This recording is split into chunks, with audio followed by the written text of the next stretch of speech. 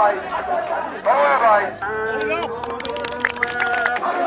বাবা ভাই বাবা ভাই বাবা ভাই মানুষের কেমন আগ্রহ ধানের শীষে ভোট দেওয়ার জন্য।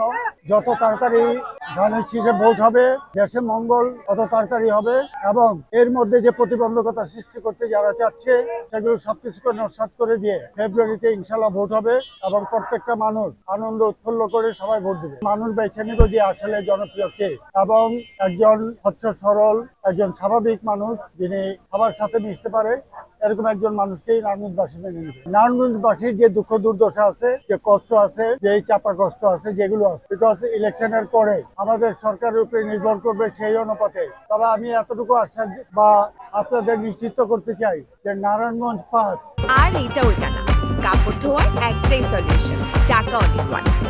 বিশেষ করে নারায়ণগঞ্জ 5-এর উন্নয়ন আপনারা দেখবেন। আমি আজকে এই জায়গায় দেখে গেলাম অনেক রাস্তা একেবারে ন্যারো, চিপা আছে, রাস্তায় চলাচলের অযোগ্য, এগুলো থাকবে না। আমি আপনারা এতটুকু বলতে পারি, এই পার ওই পারের যে সেতু বন্ধন, যে সেতুর দরকার সেই সেতু হবে।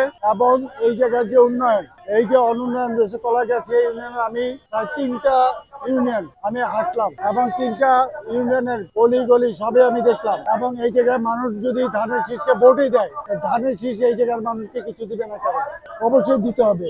অতএব এই জায়গার মানুষের যে আশা আকাঙ্ক্ষা তার প্রতিফলন করানোর জন্য একটা মানুষ নির্বাচিত করে, সেই মানুষটা যদি নির্বাচিত করে সেই মানুষটারও দায়িত্ব থাকবে যে এই জায়গার মানুষের উন্নতি করা।